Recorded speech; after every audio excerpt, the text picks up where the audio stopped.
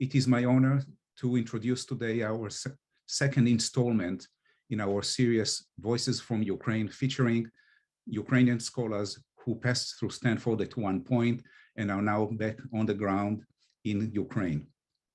We ask our speakers to talk about their personal and professional experience for about 10 minutes each during this barbaric war inflicted on them by the Putin regime. We'll then turn to the audience for questions and answer. Please type your questions on the chat app and we'll transmit them and read them to our guests. Our guests today, in alphabetical order, and incidentally all deal with very relevant issues to the conflict in Ukraine. Sofia Dyak, the director of the Center of Urban History in East and Central Europe in Lviv, and also senior fellow in Potsdam, in the Institute of History, Contemporary History in Potsdam. Her work focused mainly on reconstruction of post-war, post-Second World War cities in Ukraine and Eastern Europe, and recently has been featured several times on American TV regarding the refugee problem in her hometown in Lviv.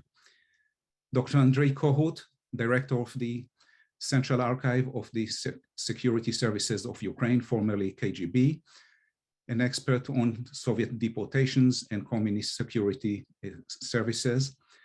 Andrei has been here at Stanford as a fellow until February, when he boarded the plane and rushed back to Ukraine, and he's now in Lviv.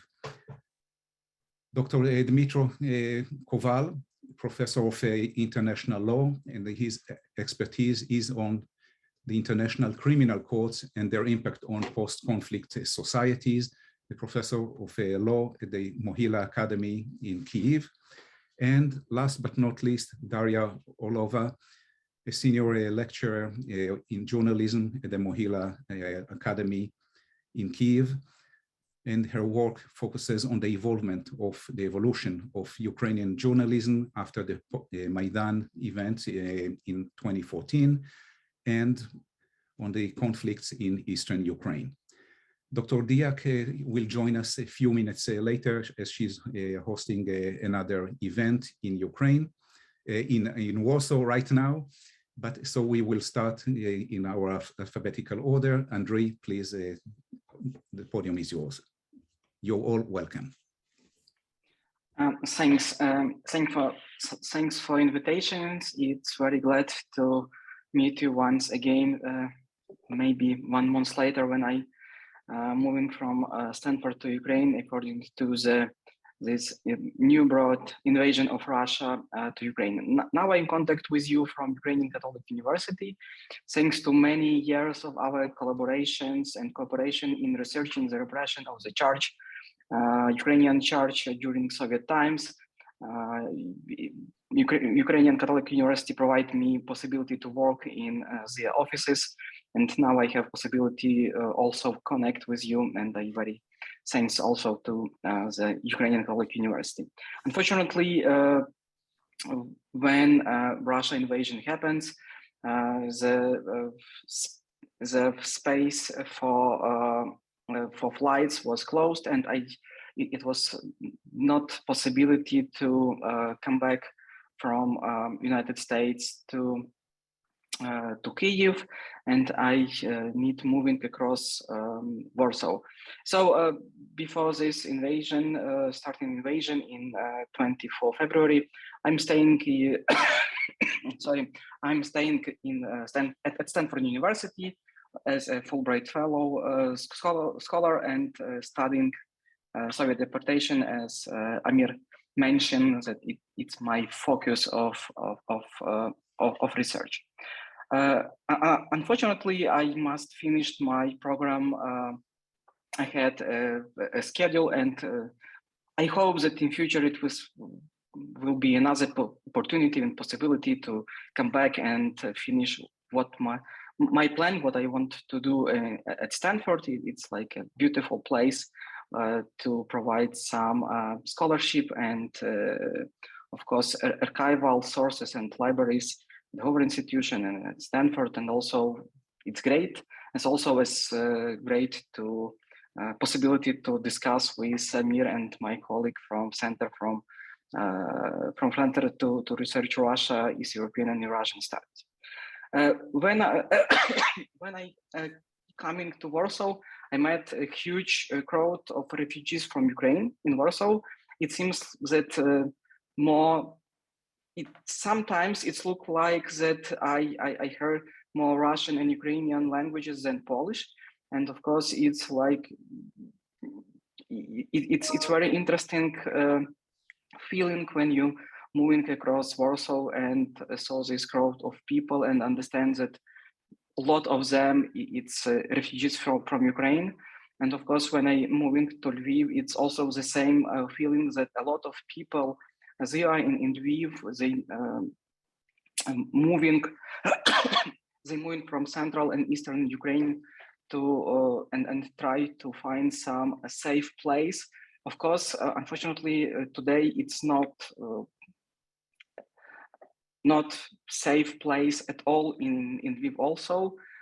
Of course, Lviv more quiet place than, for example, Kyiv or Mariupol or Kharkiv. They not destroy completely like Mariupol or Kharkiv, but of course, it's maybe only three times missiles hit some object in Lviv area. The last one I saw when I come back outside Lviv from countryside and saw this explosion. Of course, it's it's very complicated feeling when you can saw this explosion what you maybe saw only in cinema and read in some books. And of course, it's understanding that no safe place at all in Ukraine. It's not it's terrible, of course. And when we're talking about Lviv and where I staying now, of course, when I walking across city and saw what happens, it's very, maybe as for historians, it's maybe helpful to understanding what happens at the latest war. It's during Second World War, how it's look lives of city during war, city not at line of front, but far from there. But of course, when we're talking about, for example, about Kyiv city at front, we need to understand that it will be impossible to start Russia invasion to Ukraine without some previous events. And of course, when we talking about this beginning of this large scale Russia invasion, it would not have been possibility without taking Belarus. The Russia following the logic of empire based on the logic of the expansion of Golden Orda. And it means that when they occupied or conquered one country, one territory, they use this territory and personal military and not only military to strike and occupy another one. And of course, Belarus, it's not yet occupied in this usual or broad sense of this word of occupation, but we need to understand that and of course, the self-proclaimed President Lukashenko continued to show some hesitation about Belarus entering in this war. However, without this conquest or this taking Belarus, Russia is unlikely to have start this invasion on February 24. And of course, we need to remember the war Russia against Georgia at 2008, and of course the attitudes of world attitudes of European Union to this war at Georgia in 2008. It's a beginning of the preparation to the escalation and to the war and starting war with Ukraine in 2014, and of course of this large-scale invasion to Ukraine in 24 February. So, and when we come back to this logic of empire based on this Golden Orda experience, it means that Europe, not only Europe, should think about whom might be the next one if Ukrainian does not resist. Of course, I hope, and I still optimistic, and I hope that Ukraine will win. But of course, we all times must remember about these bad possibilities in the future. In the I'm so sorry. In the night speech, when this little old and half-mad man, I mean Putin, at night, 24 February, talking to the world, and so he mentions that Ukraine and Ukrainians never exist, and he will show us what mean Israel decommunization is. Putin also announced that purpose of the invasion was denazification and demilitarization. In fact, his words are deeply rooted in the myth, in Soviet myth, and not only Soviet, but also Russian myth, and some disinformation campaign, what Soviet Union mainly has been operating for decades. We very well know about these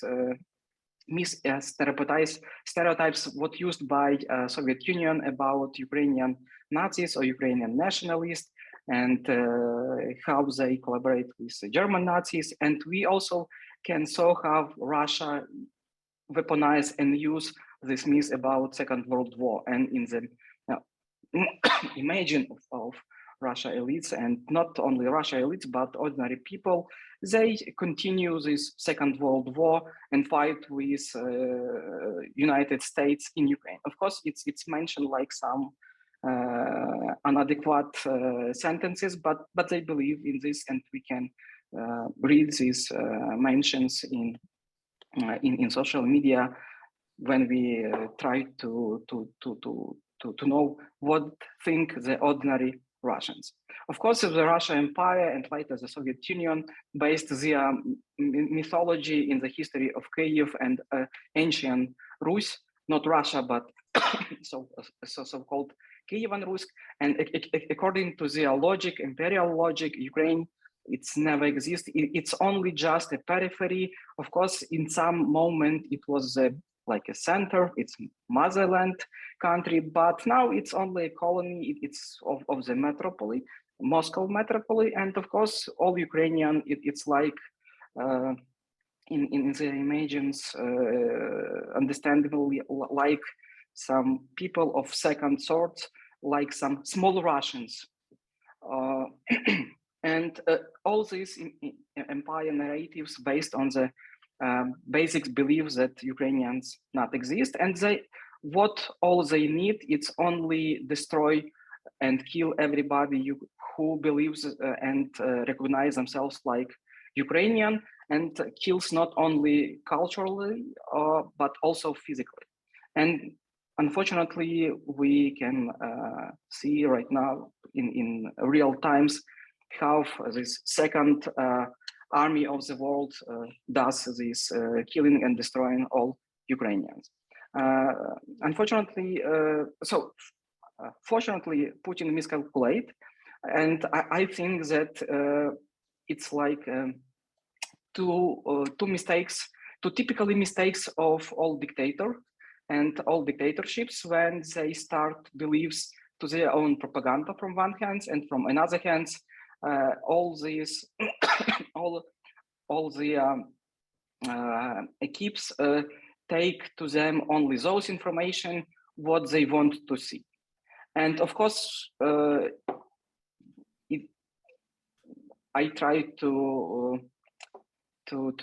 logically thinking what happens, and so we can solve these two mistakes of dictatorship, and one mistake based on this empire legacy, when they believe that they better know what happens in the periphery, in the colony, and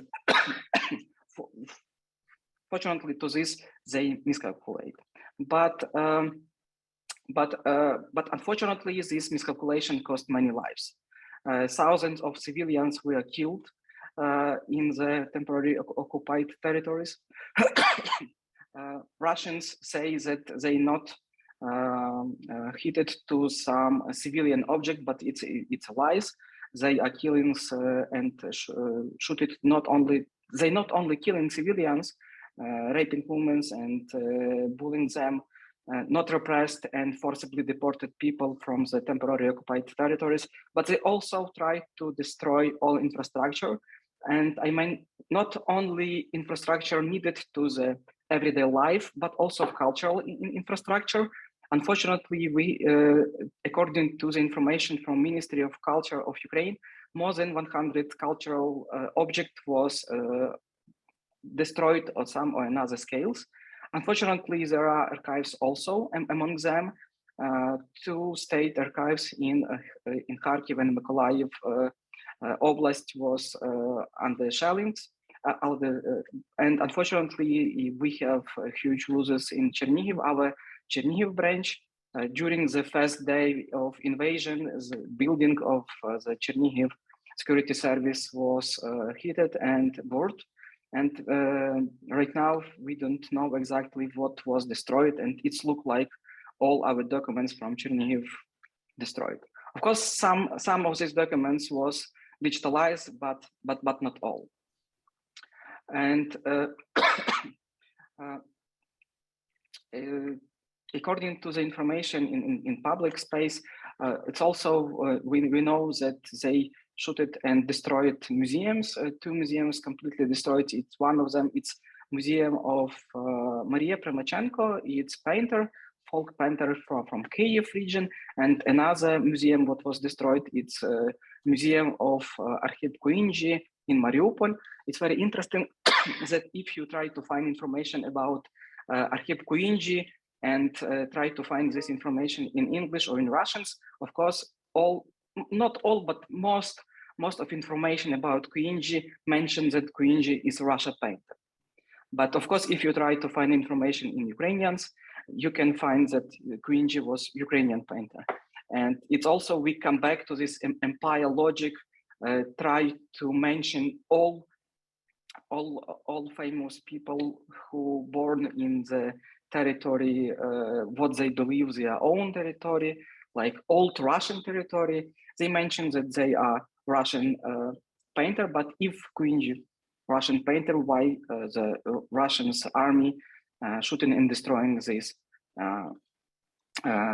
museum? And it's look like that Russia army and try to destroying all what they can destroy it, and unfortunately, it's looking for my opinion, like the war against Ukraine and Ukrainians, against the existing of Ukraine. I think that maybe I finished at this moment and then come back if somebody ask about what I can talking. Thanks. Thank you, Andrei, and we'll move to Sofia, please. Hello, everybody, and it's a great honor and to speak in this company and to the audience. And I would like to have a couple of remarks and reflect on where I am professionally and personally, how that actually makes me think of a number of issues. So currently I'm in Warsaw. I came for 3 days for the exhibition opening. And this is a city full of refugees. So it's a city that shows a lot of solidarity, and an exhibition which was in preparation in the major art center here is actually dealing with World War II and is about architecture of survival And several cases are about survival during the Holocaust in Lviv and several cities around. And of course, experiences of the last months make you think, because this is, I'm staying in Lviv and I'm coming back on Sunday, makes you think about how we look at the war, how we experience the war, how we remember, and what words we use. And I think that, one of the issues, and this is also brings to the line what Andriy finished, so how do we find concepts to describe what we experience? Are old concepts enough? We often hear concepts of genocide. We are using word crimes against humanity. And that's actually something that I was pondering. And it was an accident that I was picking up in a car a woman from Kiev who took several days in Lviv on her way to Germany from a hostel in a building where Herr Schlauterpacht was born, a lawyer who was important in Nuremberg. So, I mean, history makes these turns, and that's a question, not turns, but these connections. And that's a question, how do we, it's not about analogs because it's hard to tell about analogs, but this is about revisiting.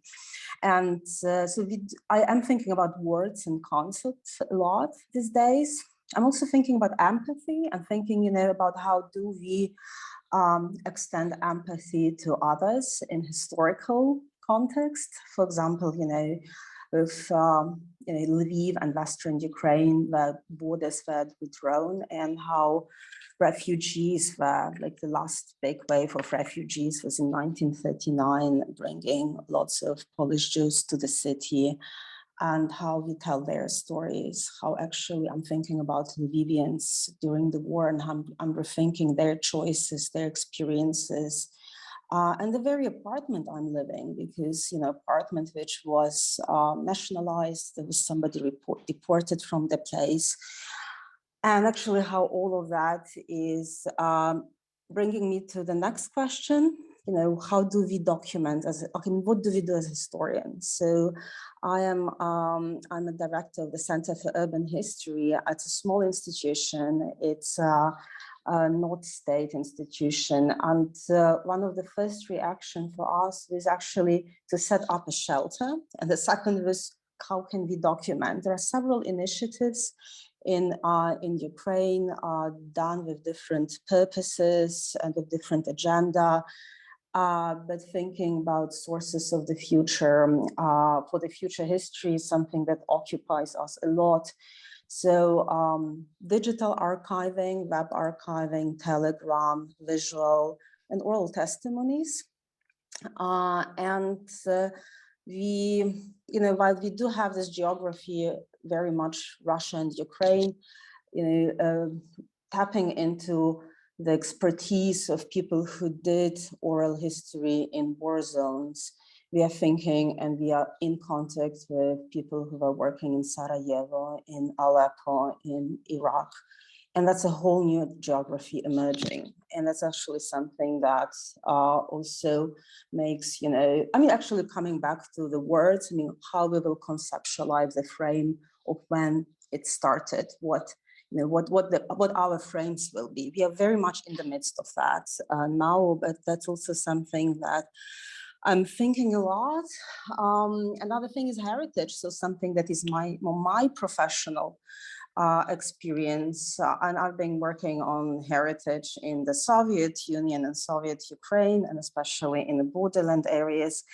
And then, you know that the story of heritage is also a story of how heritage is expanding as a canon. So we're not talking about high culture, also we talk about private, about niche, about, things which are not necessarily are in the museums. And then it's so striking to see, it's actually so, it hurts so much when we have extreme situation. How do we make choices, what to save? How do we prioritize? How do we digitize what we take? And it again actualizes, our standing where we are and responsibility and background. And then actually the question, how do we think about this and how we act after this is over. And finally, it's not about, so this is mainly about being in Lviv.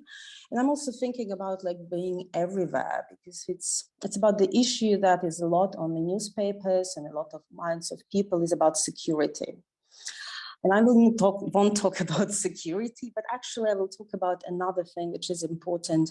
It's a solidarity. And I think that solidarity of people in the world is really extraordinary. I mean, it's also extraordinary in Poland, where I am now. And, you know, given all the hard and contested history, it is really amazing to see how is neighborly help can be coming. And actually, I'm wondering how this can create a space of trust for our future conversation, and this shared experience will change or will impact. And I can't think about, you know, something I experienced much more on like public history level. Like, you know, Ukraine is a homeland for so many people. You know, it's like a part of global diaspora. You think about Polish roots, Jewish roots, and I'm receiving so many emails. And then I was thinking how our more inclusive politics of history, of culture, can actually make people to connect not only with their hometown, but with Ukraine as an inclusive concept. And you see how over last months, this very extreme situation of war and aggression and this solidarity actually shows how many people do express their very often private and personal connection to Ukraine without being Ukrainians ethnically, but being, you know, having a personal link. And I think that this solidarity, which expands the narrow divisions, I think this is actually something that I'm very much looking forward in the world when we will have security and solidarity. That's where I will end my few remarks, and looking forward to Q&A. Thank you. Thank you so much, Sofia, and we'll move directly to Dmytro. Thank you, Amir. First of all, I'd like to thank Chris, Yavan, and Amir for inviting me and for following the war in Ukraine so closely. I will try to compress into the next 10 minutes a couple of lay observations about the new wave of Russian aggression, and also some reflections on several issues that I am working on right now. But first, let me say just a few words about my background that will probably help you to understand what shapes my worldview and my prejudices. So apart from teaching international law in the National University of Kyiv-Mohyla Academy, which is in Kyiv, I'm advising a number of state agencies that deal with documentation of war crimes and protection of cultural property in the event of armed conflict. Apart from them, I'm consulting NGOs. My primary affiliation outside academia is Truth Hounds. It's a Ukrainian NGO that specializes in documenting war crime in Ukraine and all over the republics of the former USSR. Speaking about what I framed as lay observation, I would like to briefly stop on a new tendency, a new skill, and a new potential delusion, or even a new delusion that are connected to the the armed conflict between Russia and Ukraine. This war waged by Russia had a very unexpected consequence. At least this consequence was unforeseen by me and my colleagues and friends, most of whom I would define as well-informed optimists. So that is, I'm speaking about the instant Ukrainization of Ukrainian citizens. Just a few days into the war, all my Russian-speaking friends and colleagues decided to switch to Ukrainian. Literally hundreds of online media outlets, especially those that occupied some lesser niches like sport or travel blogs, and didn't hesitated to comply with the requirements of the Ukrainian law that obliged to have all sites to have the Ukrainian page in Ukrainian. They switched to Ukrainian language. Small and creative entrepreneurship from the east and south of Ukraine, those regions that, according to Russian propaganda, are very much pro-Russian regions. They, during just a few days, changed the language of their website, Instagram account, Facebook pages to Ukrainian. What we see now is a shrinking of the demand for cultural products, texts, television that originates in Russia. So yeah, apart from that, we also we can see the demonstrations in cities all around Ukraine, especially on the newly occupied territories, demonstration that use Ukrainian flags, that sing Ukrainian songs, and demonstration that actually demand Russia to retreat from the territory they occupied after February 24th, 2022.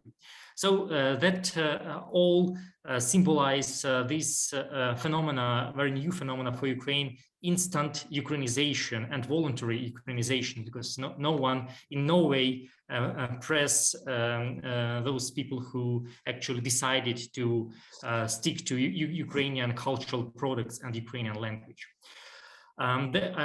The skill that I mentioned before had to do with the short-term planning.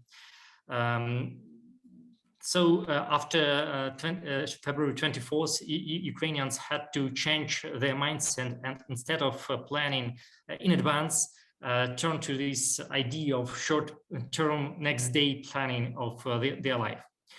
That was very useful. Actually, that was a very useful know-how for the period of a few months prior to the war. But for many, even with all warnings from the United States, the United Kingdom, and others, the potential was seemed too irrational to believe in. I personally had literally hundreds of conversations with policymakers, university professors, lawyers, economists, entrepreneurs, and others who, because of the nature of their work, had to look into the future. But despite that, very few really believed that the war was coming. Of course, there are many factors that explain such a state of mind, but I want to highlight just two nuances that seem to be frequently overlooked in this regard. One would be the concept of rationality, which once again proves to be a bad foundation for making judgments about international politics when it concerns a relationship between liberal and illiberal states, as we have it here in Ukraine, because Ukraine is rather, or maybe characterized rather, as a liberal state, while Russia definitely is not. Another nuance that I want to underline is the fact that words matter not only in democracies, where the staff of the political leaders calibrates every word of their chiefs' addresses, but also in autocracies that are known for rather emotional speeches of their leaders aimed at playing with the feelings of the supporters. Putin literally said that Ukraine is a Russian territory, and he meant it. So we should actually pay attention to words even of autocrats, as in case with Putin. The last but not least, the delusion. One of the popular themes, one of the popular topics that is being discussed in European media recently is that it is Putin who is solely responsible for waging the war. It's not the case, unfortunately. There are many top bureaucrats, businessmen, singers, poets, so-called journalists who helped Putin to build the system that so easily make the invasion of another state possible. Moreover, even if state propaganda is the only one to blame for the level of support that Putin has now, this support will not go away when one turns off the broadcast. It will be nothing like the scene with the change of posters posters of citizens campaigning for war in Orwell's 1984. So we will have to deal with the consequences of Putin rules for quite some time. But this is being said, I'm not suggesting that some kind of constructive engagement with Russia is not possible, but reset 2.0 should wait until deputinization. And I will end with some bits of my experience and some bits of some of my professional engagement these days. So what I am doing now is actually partaking in documentation of war crimes that are being committed in Ukraine since February 24. Truth Hounds, the organization I mentioned in the introduction to my speech, it documents, has a team of documenters who work daily 24/7 on following the war crimes of mainly Russian soldiers and Russian army in Ukraine. What I've seen now is the use of certain types of warfare and certain weapons that are unfortunate but inevitable companions of any armed conflict. Those are indiscriminate shellings, killing of civilians, lootings, etc. But apart from that, we see also the crimes that are more common to asymmetric warfare, so the warfare between the state and non-state party. And but in our case, those tactics, those asymmetric warfare tactics, are being used by what is being called by Russians the second military power in the world. By this uncommon for the typical warfare crimes, I mean the use of human shields, perfidy, the misuse of Red Cross emblem to deliver munitions to the platoons. Also the use of Ukrainian uniforms and insignia by Russian soldiers, attacks on specially protected objects like nuclear power plants and dams. The idea behind this documentation is to bring to justice the perpetrators, and I saw that one of the questions actually was about this, was about the way to bring to justice those who are responsible for committing those crimes. So we are seeing at least 3 avenues for bringing perpetrators and their commanders to justice. Those would be Ukrainian system, so Ukrainian courts, and then International Criminal Court, and last but not least, foreign courts. That would use so-called universal justice, universal principle. So the latter is especially important since in foreign jurisdictions we cannot only charge criminals and protect victims, but we also can tell the story of the war in Ukraine. While this story is more or less known in the collective West, in Europe and in the United States, in some areas, in some regions, the story is less known. That is why, at least it's my take on this. It's so important to use this universal jurisdiction principle in Latin America, for instance, where we can tell the very different story than Russia is selling there. So we can tell the story about the war, which is not just a geopolitical game between the West and Russia. It's the war brings human tragedy with it. And the cause of most of human tragedies on Ukrainian soil now is Russian behavior and Russians' violations of the rules and customs of war. Last but not least, and I will stop after this, when we are going to the foreign courts to charge perpetrators of war crimes in Ukraine, we can also tell the story of Russia being former imperia, and Russia being a former metropolia. That is super important since Russia from USSR times portrays itself as a friend of former colonies. And it actually contraposes itself to Europe and to the United States as an actually state that never was an empire, that never had colonies. But yeah, actually Russia was an empire. It's not a surprise, right? And it was a bad empire, using this idea that there are bad and worse empires. We can even say that Russia was the worst empire, and it steals with its brutality, tries to rebuild its former place where the empire was based. I will stop here, and I will be glad to address any questions if you have some. Thank you. Thanks so much, Dmytro. And now we'll move to Daria, please. Thank you, Amir, and thank you for this opportunity to join this conversation organized by Chris, where I was lucky and happy to spend one semester some years ago. I'm going to share a rather personal story than my professional thoughts, but I hope it will also add another dimension to your understanding of what's happening in Ukraine right now. I'm joining you from Khmelnytsky, a town in the western part of Ukraine. That's where me and my family found temporary shelter after leaving Kyiv, our home city when the war started. Khmelnytsky hasn't been our immediate point of destination. Prior to getting here, we spent 9 days near Kyiv, some 40 kilometers west of Kyiv, in a small village of Severinivka at our relative's place. While we thought that staying in a small village outside Kyiv should be safer than staying in the very Kyiv, it proved the opposite for us.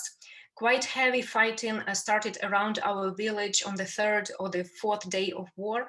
We didn't see the fighting, but we heard a lot of sounds of fighting, sounds of strikes and explosions, walls and windows shaking in the house. We spent many hours in the cold cellar because staying in the house felt too dangerous. The village, Severinivka, happened to be on the way for the Russian troops as they were trying, or actually still trying, to get closer to Kyiv and attack Kyiv from the west. That area turned into a real battlefield. We realized that staying there was very risky, but we also knew that trying to move out had its risk as well. There were occasional reports or rumors of people being shot on their way out. However, one day we did take a risk. We heard from the neighbors that the Russian troops were already seen in the village, and that made us take that risk. The first 15 kilometers of our journey were probably the scariest moments I've ever experienced in my life. We didn't know what was ahead of us. The road, once a heavily trafficked highway from Kyiv to Zhytomyr and then further to Lviv, looked like a wasteland. There was no one except us on the road, only remnants of destroyed Russian military machines and a dozen of abandoned or destroyed civilian cars at the roadside. After those horrifying 15 kilometers, we finally reached the first checkpoint controlled by the Ukrainian army, and later we got to Khmelnytsky. A few days ago, we actually found out that our relative's house was completely burned down by the Russians who entered the village. Luckily, we all left the place, but there are still people remaining in the village and suffering from the atrocities committed by the Russian army. It feels much safer in Khmelnytsky compared to Severinivka or Kyiv. However, yesterday Khmelnytsky was hit by 2 missiles for the first time since the beginning of the war. According to reports, the targets included some industrial facility and fuel depot. Yesterday's attacks are consistent with Russia's current tactics, destroying infrastructure, fuel and food storage facilities across the country wherever their missiles can reach. And as you know, they can reach any place in Ukraine. However, apart from missile attacks yesterday, I also received some long-awaited presents. My husband managed to go to Kyiv, our home, and bring some clothes and other essential things. When we left Kyiv exactly 5 weeks ago, we only took an emergency bag with us, a carry-on sized suitcase for the 3 of us, me, my husband, and our 9-year-old son. So we basically had only 2 sets of clothes, documents, some medicine, as recommended in the manuals on what should be put into an emergency bag, which had been circulated in Ukraine the days before the war. So I desperately wanted to get some things from home and also pour our plans, although understanding how irrational this desire is, but it was still strong. So finally, my husband undertook his journey. He said Kyiv looked empty and sad. There were constantly sounds of artillery, presumably from the Bucha-Irpin direction, but still Kyiv holds on, and as a sign of some magic, our plants survived a month without water. When I opened the suitcases filled with stuff from our home, it felt like finding some lost treasure. I was so excited with all these small things. At the same time, I was chatting with my friend who also fled her home in Irpin, a suburb town near Kyiv that has been suffering enormously since the very first days of the war. I told her about my reclaimed belongings, about how happy I am to finally hold some dear things in my hands, family photo albums, my 2 favorite silk scarves, including the one with the image of painting by Katerina Bilokur, a prominent Ukrainian painter who was particularly fond of painting flowers, fields, landscapes, very Ukrainian flowers, fields, and landscapes. As we chatted, I also told her, you know, I'm invited to the panel Voices of Ukraine, and I'm still thinking what I should say, what I should convey.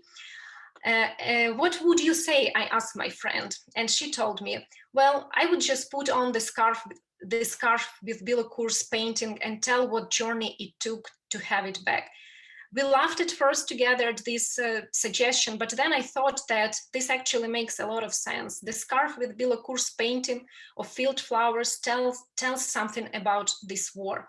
It depicts very common, very familiar flowers that cover Ukrainian fields, Ukrainian land in the summer. So familiar that you realize how much you love them when you are close to the point of losing them. That's very similar to how I feel about the war. This war is about defending what you love, as simple as that. Ukrainians fight for what they love, and even if we don't fight directly, like me, we live for what we love. While this war is about unspeakable suffering Ukrainians have been going through and invincible spirit of our defenders, it is more than anything else about rediscovered and reaffirmed love. When I was thinking about my contribution to this panel, I tried to have a professional look to analyze what I'm observing around through the lens of academic theories and concepts, my background of a media researcher. Indeed, there are so many interesting things to observe with regard to media and journalism, how Ukrainian journalists have been responding to the new challenges, how the government has been leading its communication efforts, some curious emerging patterns of media consumption among Ukrainians in times of war, discourse on social media, etc. etc. At the same time, even though I keep observing and noting things that would merit in-depth research, I find it quite difficult to be in an analytical mode, so to say. It's hard to be analytical when you are faced with very existential. I know, however, that there will be time for proper research, for analysis, for thoughtful reflections, for stimulating academic conversations. But first of all, we have to prevail. We have to win this struggle for what we love, struggle for independent and peaceful Ukraine. And we desperately need help of other nations because we cannot win this war alone. Thank you. Thank you so much. And we'd like to move immediately to many questions that are already for each of you, and I will read them. Let's start with the first question, goes to Dmytro, regarding some things that you mentioned in part, but if you'd like just to recap, indeed, about the prospects of bringing Putin and other war criminals to justice. Is there a genuine prospect about it? Second, you mentioned that Putin is not alone in this business. It's the entire elite is there. What does it mean in terms of, again, pursuing justice against this regime? And is there any prospect of genuine change in Russia if it involves so many people? That the hope here is that when the generation, the so-called generation of the KGB people will pass away, will retire, then what will change if so many parts of Russian society and elites are indeed in this business of believing into the myth of Nazi Ukraine and the myth of the Ruski Mir, the Russian world, etc. So let's start with Dmytro and then the others. Thank you, Amir.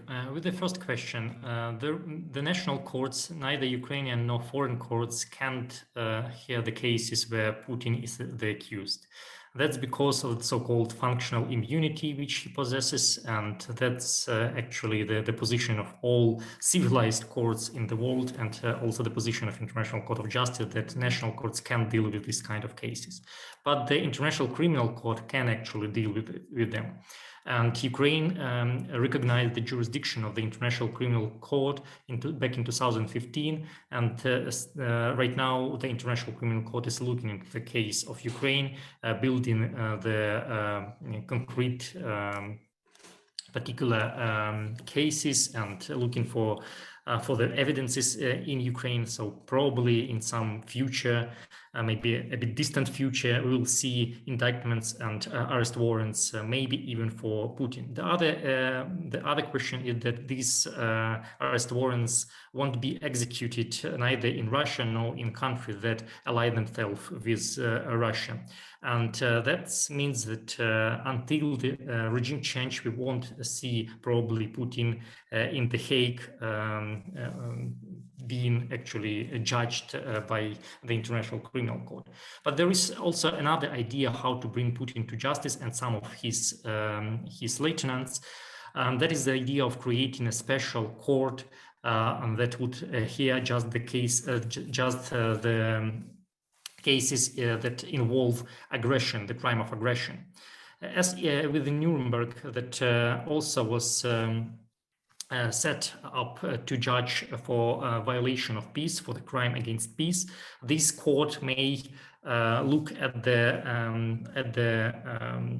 this particular crime and bring to justice Putin and his elite just for waging the war, just for beginning the war, not for the war crime themselves. There is even the idea of naming of this tribunal. One of the ideas is to call it Kharkiv Tribunal, and that actually a bit echoes what Sofia was talking about, the circles of history, because in Kharkiv in 1943, Soviet Union organized the first trial against Nazis, actually 3 Nazis and 1 Russian collaborator for war crimes during the Second World War. So Ukrainian idea is actually to show this linkage in these circles and show the similarities of the crime that were committed during the Second World War and now by Russians after February 24th. And with regard to the other question about the Putin's aides who convince him that Russia is Russia is successful in its special operation, as they call it, and potential to change the situation after Putin recognizes the truth. I would say that even in this situation, we face the problem that was neatly called by one of the US media outlets, the cornered Putin problem. Actually, there is very limited space for Putin to back off and to retreat from the conflict he started. So he has to show to his population and to his elite at least some win. And we are very hopeful that he will be able, using this propaganda, he will be able to convince Russian population that even, for instance, Ukrainian promise that it will not join NATO during the next 10 years is the significant win for Putin to show to his population. But it might not be the case. So it might take much more for Putin to actually demonstrate that he is Superman, as he likes others to think about him. Yeah, I will stop here, Amir. Thank you. Thank you, Dmytro. Next questions to Sofia.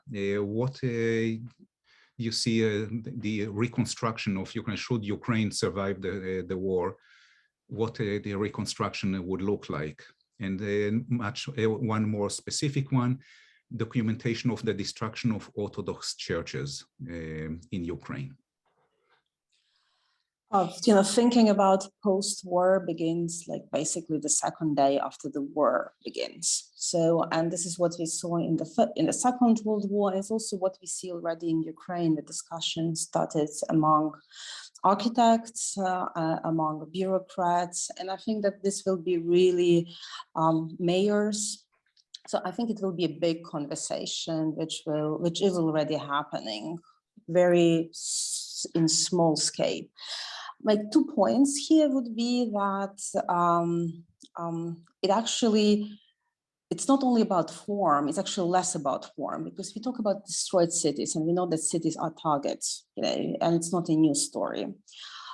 It's about social relations. And I think that this is about what kind of society and what kind of relations we are looking. War brings empowerment. People suffer and people contribute. And after the war, what we know from history, people renegotiate relations. So for example, right now, it's interesting that we hear less of oligarchs and we hear more of mayors.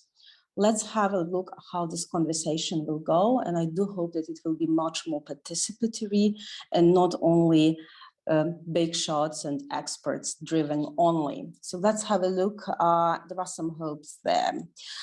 Speaking about specifically if the Orthodox, we have to think that Orthodox is an umbrella, because there are several Orthodox. So I actually do not know exactly the number, but we do know that there are several cases which were documented by Ministry of Culture. Chernihiv is nightmare. What is happening in terms of also heritage and churches, given that each village and each small town has number of churches and destruction is happening on the war zone, I would expect there are quite number of them, but I do not know the number. I think the Ministry of Culture, Andriy can help here. Ministry of Culture was keeping a track of this. Thank you, Sofia. Andriy. Yeah, and Shot mentions, according to Ministry of Culture, 58 churches was destroyed. It's not only churches, but also mosques. So, but most of them is Orthodox. Yeah. If we're already with you, Andriy, there's two questions directed to you. One is, what is being done to protect the archives, especially of your organization, which seems to be a special target for Russians from the beginning of the war? And second, do you see any concept of security for Ukraine with neutrality that is now being flagged out both by the president and, of course, by the Russians from the first day? Thanks. So when we're talking about archives, of course, it's like two main aims for us. First of all, it's preservation and moving archives from the cities under attack to the much more safety place. But of course, it's also transferring archival records. It's also a higher risk when we're talking about the territory under direct attack. And of course, we starting to we restart our digitalization process. It's like what we can do right now to preserving archival information. When you're talking about neutrality status, if it will be much more safety for Ukraine in the future, I don't believe to that. What I think it's only joining to NATO. It's main possibility to be in safety. Of another way, it's create much more stronger army when we're talking about, for example, about air defense system and so on. But when you're talking, maybe if we're talking about some neutrality focused on Western approaches to the agreement, it maybe will be enough for Ukraine. But when we talk about Russia, never believe to Russia, to agreements with Russia. If Kremlin will see that their power much more higher than forces and possibility of Ukraine, they don't mention and don't look for any agreements at all. And what we completely see with so-called Budapest Memorandum, and you can read who mentioned in the Budapest Memorandum and if they help us to be in safety or not. Thank you, Andriy. Daria, first of all, many of our listeners send strength to you and your family and to all of you as well, wherever you are. And the question is, about disinformation. How you as a journalist and your colleagues fight to educate a population that is vulnerable to Russian disinformation? Thank you for this question. Well, I should say that there were many efforts of different actors, journalists, media, NGOs to deal with this problem after the war in Donbass that started in 2014. So there was a lot of criticism of those efforts, but also we can see that there is some fruit because prior to this war, let's say to this phase of war, survey data showed that the absolute majority of Ukrainians do not trust and do not consume mainstream Russian content, especially news content. So there were different efforts, including debunking news websites, media literacy initiatives. A lot of products were created for people from different social groups, and we can say at this point that we can see the results. But let's see, of course, how things develop, because there are other threats related to disinformation right now as the war is happening in Ukraine. Thank you, Daria. There is a question that basically refers to all of you, not only Dmytro, Sofia, who dealt with concepts, but questions about the application, the use of the term genocide. And second, the term annexed territory. Are these the appropriate terms to use, how they should be used, especially in the international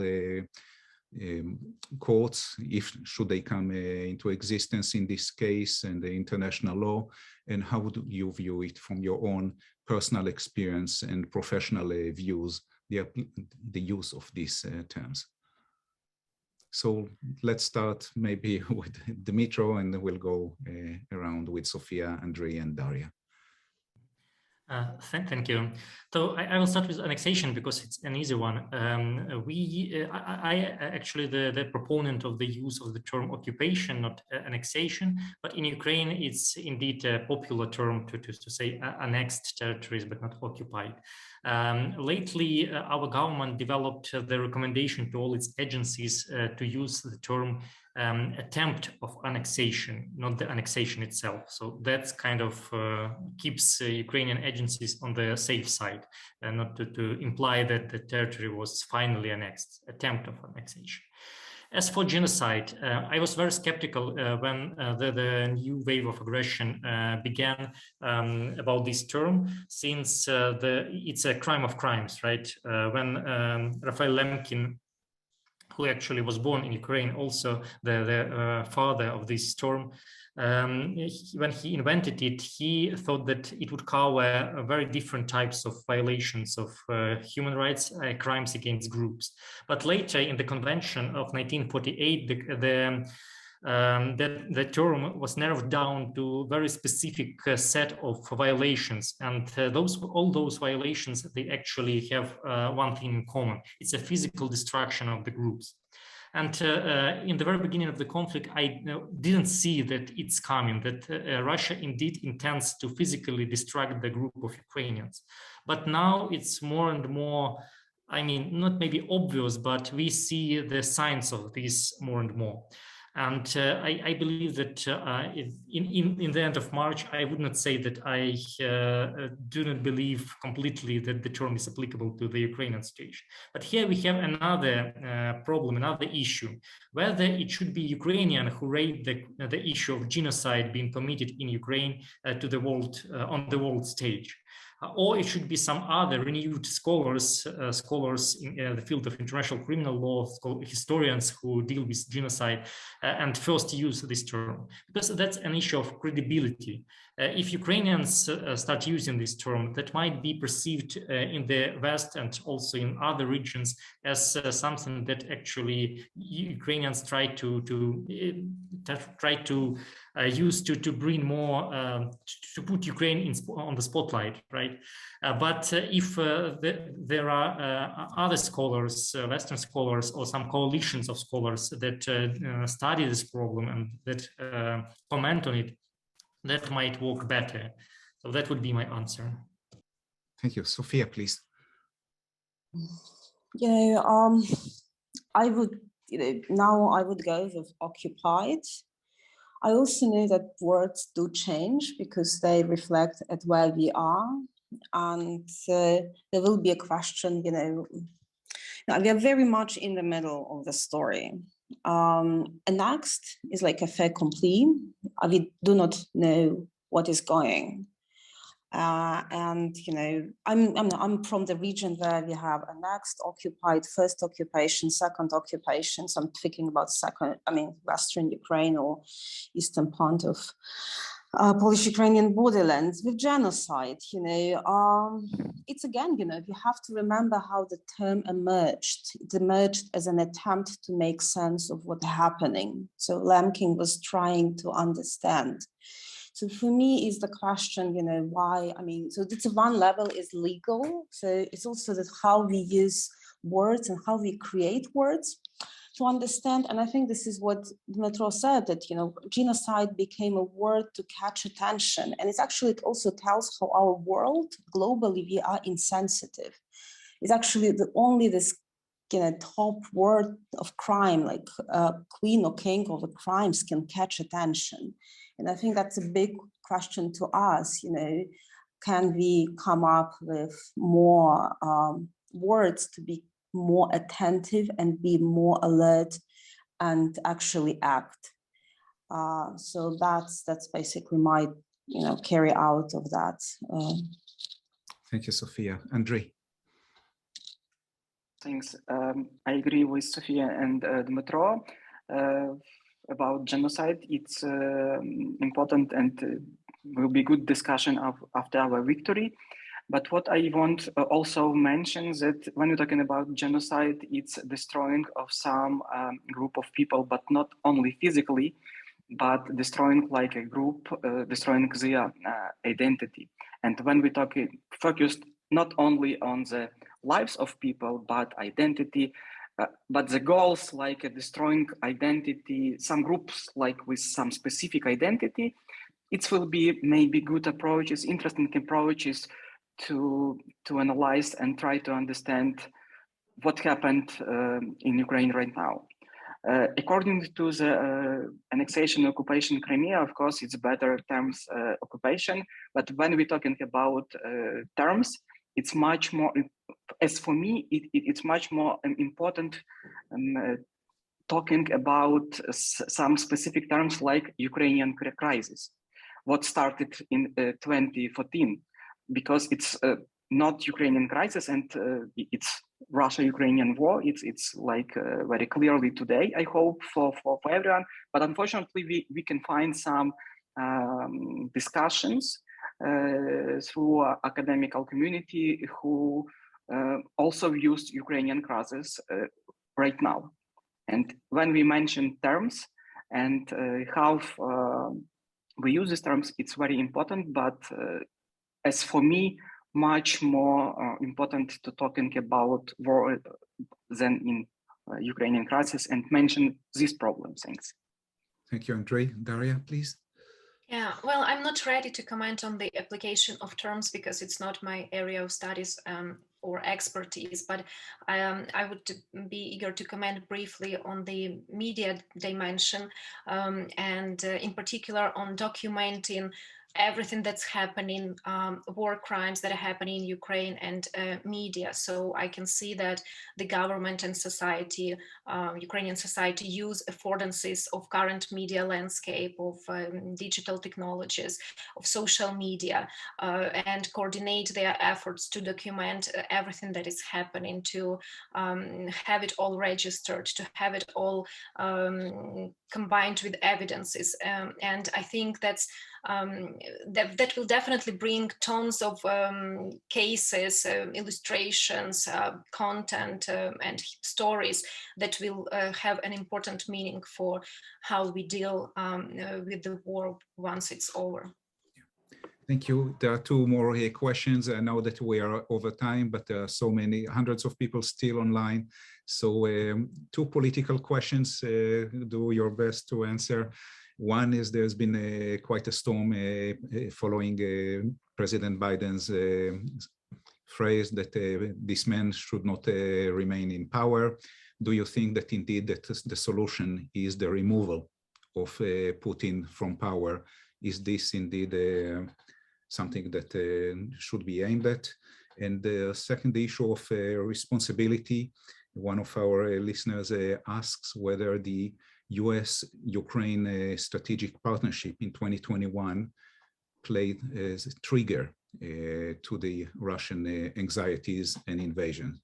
So whoever would like to take it, let's start with Andrei. You were smiling. Thanks. I may be starting with what is trigger. I think that main trigger, it's Orange Revolution in 2004. When you listening what say dictator, when they start mention about Ukraine like a state what never exist, like artificial state, and that Ukrainian it's artificial nation, that line starts completely after Orange Revolution. So as for me, Orange Revolution, it's like this milestone when Putin starts thinking about destroying Ukraine. Regarding to Biden, unfortunately, I don't say nothing, sorry. Thank you. Yes, Sofia, would you like to comment on any? Oh, I think as a historian, I'm better looking, with the documents and analyzing. I think there will be several, explanations, several triggers. I think that the only thing that I would caution is that trigger is not the reason and there's no way to justify it. I think that's important to say. But it is important to be analytical, to understand the mechanism and how things can, in this, system of coordinates, however criminal they might be. And the other thing is, the other question was about, help me, Amir, because that's the removal of Putin's we do not know many scenarios historically. I think that physical removal is a case often, from history. Other scenarios are even more humiliating. So this is really hard, and but that's for the future. But that's in a very centralized system, which can be very vulnerable. But the figure is important. Thank you. Daria, and then Dmytro. Yeah, I've also been smiling at this question because the question about Putin's removal, I'm not going to talk in political terms about that, but again, rather sharing my observations as a person who consumes media and tries to analyze media content. So there have been many memes in Ukrainian social media that deal with this issue, so to say, and also not only memes but also photos. Again, I should say that the amount of humor that we see even in such really tragic times is quite surprising, and it's also uplifting to some extent. So I just recalled one photo that's not a meme, a real photo from a small store which said, "We don't sell alcohol, we are keeping all alcohol for Putin's funeral." And that was widely shared in Ukrainian social media. So I can definitely tell about this sentiment among Ukrainians that, of course, his death is much welcome by many people here. Although, of course, we are not speaking about the prospects in such case, because that's another more serious discussion, but the sentiment is such. Dmytro, please. Thank you, Amir. I will start with the trigger question. I don't think that the Treaty of 2021 played any role in pushing Putin to this war of aggression against Ukraine. I almost never agree with your former ambassador to the United Nations, John Bolton, but he, I think, quite rightly once noticed that everything that can trigger Putin is in his head. So I think that that's exactly it. It's an imperial ambition of Putin that pushes him towards the war, not some treaties that Ukraine signs with its allies. And as for killing or death of Putin, right, or removing Putin, I would agree with everything that was said. I don't think that it's a solution. If you take a look how brutally Russian police behave when it captures demonstrators on the streets and squares of Russian cities, you would understand that Putin is much deeper than just on the Red Square. It should be indeed some kind of deputinization to make the state functional in a normal way again. So yeah, it's not about just Putin. Thank you all. We're coming to an end. I would like to thank you for your participation, for your bravery, for your courage, and we all behind you and support you. Many questions were simply how can we help individually, institutionally. I will not get into the details now, but here at Stanford, we are doing everything that we can in terms of fundraising, scholar at risk, and all other initiatives that I will not detail now, but we're all behind you. Thank you so much.